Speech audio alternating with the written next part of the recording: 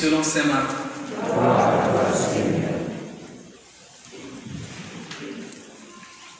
En ce temps-là, parlant à la foule, Jésus disait: il en est du règne de Dieu comme d'un homme qui jette en terre la semence. Nuit et jour, qu'il y dorme ou qu'il se lève, la semence germe et grandit, il ne sait comment. D'elle-même, la terre produit d'abord l'herbe, puis l'épi, enfin du blé plein d'épis. Et dès que le blé est mûr, il y met la faucille, puisque le temps de la moisson est arrivé. Il disait encore: à quoi allons-nous comparer le règne de Dieu? Par quelle parabole pouvons-nous le représenter? Il est comme une graine de moutarde. Quand on la sème en terre, elle est la plus petite de toutes les semences.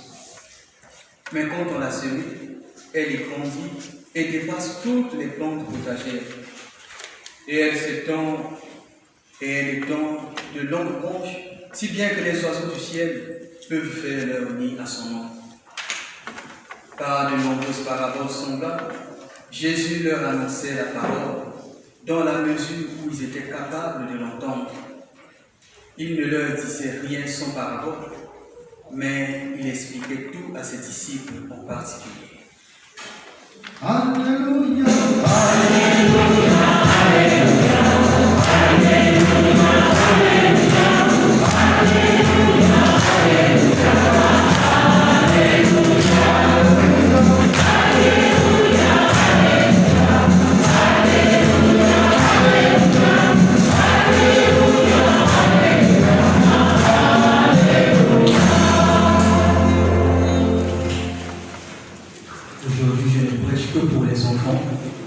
je laisse aux adultes le soin de méditer ce que l'apôtre Paul a dit dans cette lettre aux Corinthiens sur le jugement qui surviendra à la fin de nos existences.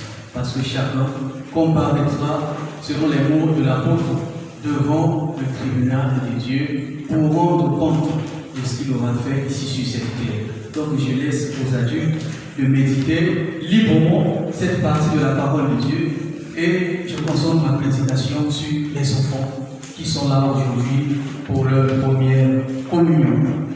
Alors, chers amis, hier, vous m'avez dit que je pouvais me reposer et vous laisser le temps de prêcher à ma place. Je m'en réjouis, j'ai bien dormi. Je vais vous remettre le micro. Comme ça, vous allez nous expliquer l'évangile du jour. N'est-ce pas? Voilà, j'ai juste une question à vous poser. Si vous trouvez la réponse, vous faites votre première communion. Si vous ratez la réponse, on reporte pour le dimanche prochain. C'est pas grave, on pourra réchauffer la nourriture, mettre au fouet. Voilà. Alors, voici la question.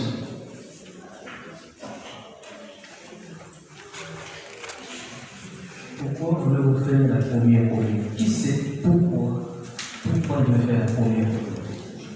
Alors, vous déléguez une seule personne. La personne qui va parler, si elle est rate, c'est toute l'équipe. Si elle est tout aussi, c'est toute l'équipe. Voilà, qui veut parler de toute l'équipe? Vous allez nous dire pourquoi vous voulez faire la première communion. Alors, je vous demande de voter, il y a 2 mains. Qui passe en premier?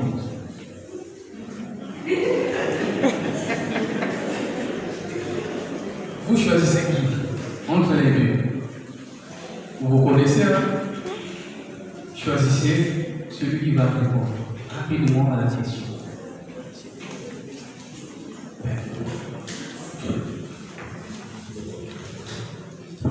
Moi, je veux faire ma communion pour communier avec Dieu. C'est ça ce que ça veut dire, la communion, et aussi tenir Jésus, le Saint-Esprit, qui est la Vierge Marie, c'est pour ça, et pour que mes grands-parents soient fiers de moi, c'est pour ça que je vais faire la communion.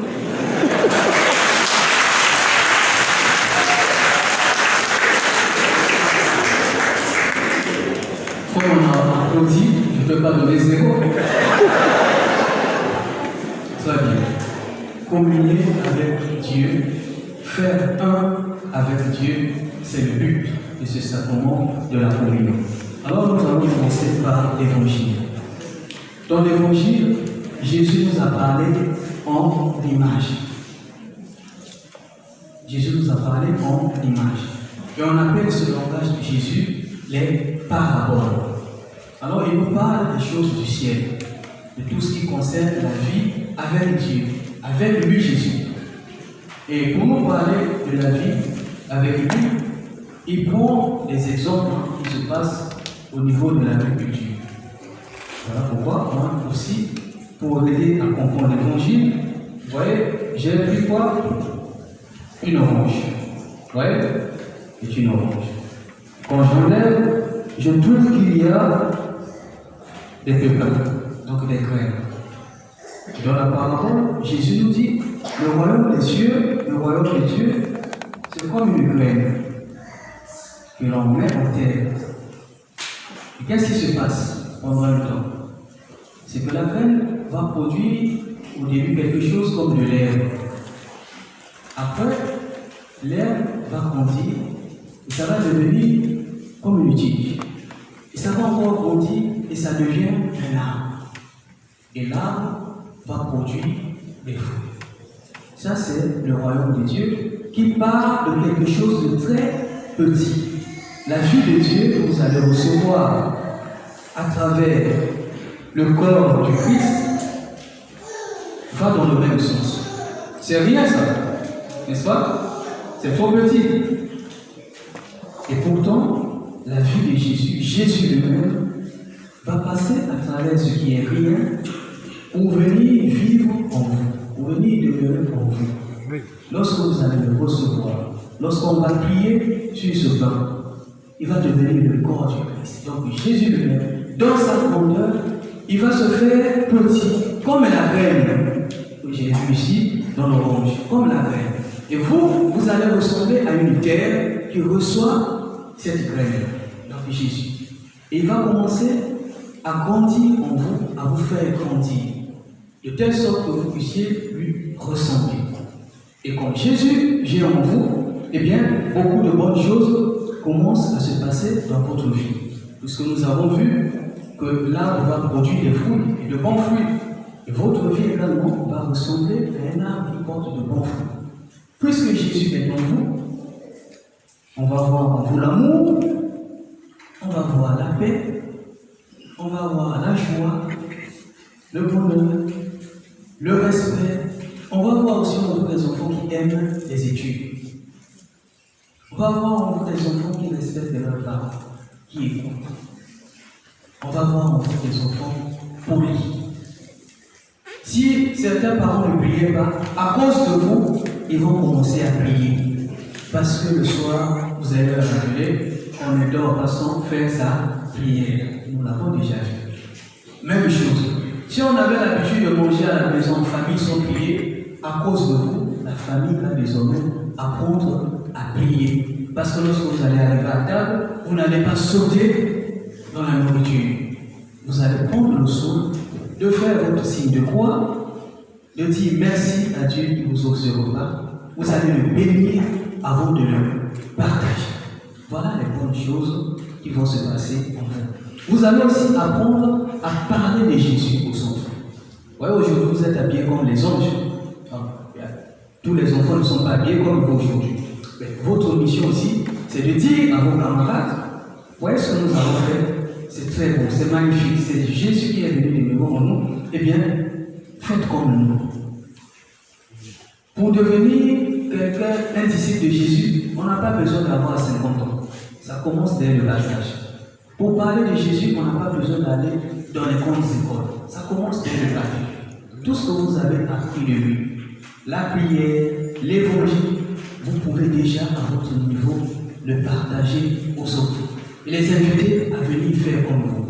De temps en temps en famille, vous invitez vos amis pour vos anniversaires.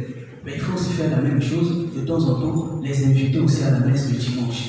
Pour qu'ils viennent voir comment vous recevez Jésus à travers l'Eucharistie. Ça leur donnera aussi ce goût-là de faire l'Eucharistie. Et un jour, nous allons aussi les accueillir comme nous aujourd'hui pour les baptêmes et les communions. Est-ce que c'est clair pour vous? Est-ce que c'est clair? Voilà. Maintenant, deuxième partie, c'est demander à ceux qui vous accompagnent aujourd'hui de continuer à vous encourager. C'est très souvent, ce sont aussi les parents et les parrains, marraines qui découragent les enfants dans leur foi. Je n'avais pas voulu donner une dose aux parents, mais je suis obligé. Vous emmenez les enfants à l'église, vous les accompagnez pour les baptêmes, les confirmations. Après la messe, c'est une grande fête. Tout ça, c'est beau. Mais la vie de Jésus ne s'arrête pas au fait que nous organisons. On peut faire le baptême, la communion, la confirmation sans fête en famille. Mais nous avons inversé le rôle des choses. Les fêtes ou les sacrements sont devenus prioritaires. En fait, ce qui compte, ce n'est plus le sacrement lui-même. Ce qui compte, c'est ce que nous allons faire, ce que nous allons donner en termes d'argent, notre investissement. On se saisit maintenant des sacrements de l'Église pour montrer qu'on a les moyens pour organiser les grandes fêtes. Les grandes fêtes, on peut les faire à n'importe quel moment. Il ne faut pas profiter des sacrements de l'Église parce qu'ils sont là pour aider ces enfants-là à devenir les témoins de Jésus. Aujourd'hui, on n'aime pas les accompagner. Mais qu'est-ce que nous avons vu tout au long de l'année? On venait les laisser là à la porte et on rentrait pour venir les chercher à la fin du caté. Combien de parents, parrains et marraines, étaient capables de rester là pour suivre le caté, pour s'intéresser à ce qui était de nos enfants? On ne voyait pas. Vous m'excusez, hein? Ici c'est la vérité. On ne voyait pas. Mais aujourd'hui tout le monde est là, c'est plein. Dehors là, on n'a même plus de place. D'accord, mais il faut continuer de le faire. Parce que comme dit l'apôtre Paul, nous aurons des comptes à rendre. La vie ne s'arrête pas ici sur terre. Si vous les engagez sur un chemin que vous-même vous ne suivez pas, demain, à la fin de votre vie, vous aurez des comptes à rendre. Parce que qu'est-ce qui arrive? Ces enfants commencent si bien à suivre un chemin de foi, ils ont la joie, ils veulent aller de l'avant. Vous reculez. Vous venez plus à l'église, à la maison vous ne priez pas, vous ne les encouragez même pas à écouter l'évangile. Tout ce qu'on sait leur offrir, ce sont les tablettes, les téléphones, les baskets. Amen. Même une croix, on n'est plus capable de l'acheter pour un enfant. Demain, l'enfant en condition, il va découvrir que les parents, qu'il avait inscrits au caté, ne sont même pas convaincus de cette histoire-là. Un, il ne les a jamais vus prier. La messe, c'est quand il fait beau, c'est l'été, bon, on essaie d'y aller. Parce que ça sera aussi l'occasion de faire un défilé de mode. Amen. Puisqu'avec les manteaux, les cachets, on ne voit plus. Donc, voilà. Si vous n'êtes pas convaincu de votre foi, mais n'attendez pas que demain, ces enfants-là soient aussi de grands chrétiens. Demain, après-demain, on verra certains d'entre eux barbus. Excusez-moi si vous avez de la barbe, je suis contre personne. Moi aussi j'en ai. De temps en temps, je fais passer la tondeuse. Demain, ils seront obligés de quitter, d'aller chercher ailleurs. Parce qu'ils n'ont pas trouvé quelque chose de solide. Parce qu'ils n'ont pas trouvé des témoins fidèles de cette foi-là. Voilà pourquoi ils s'égarent.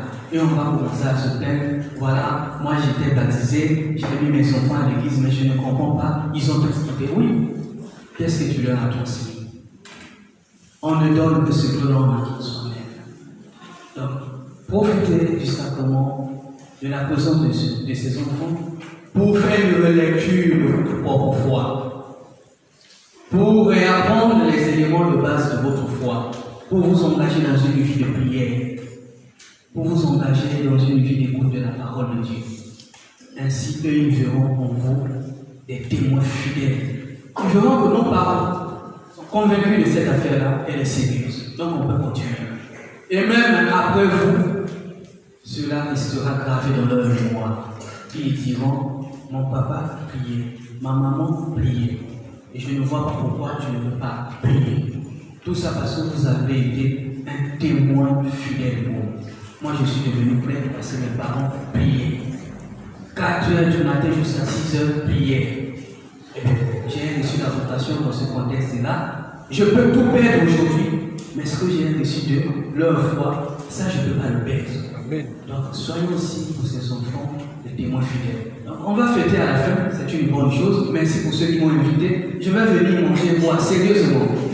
Mais je vous attends ici dimanche prochain pour que nous continuions à adorer le même Seigneur et que lui, Jésus, grandisse dans notre vie. Amen.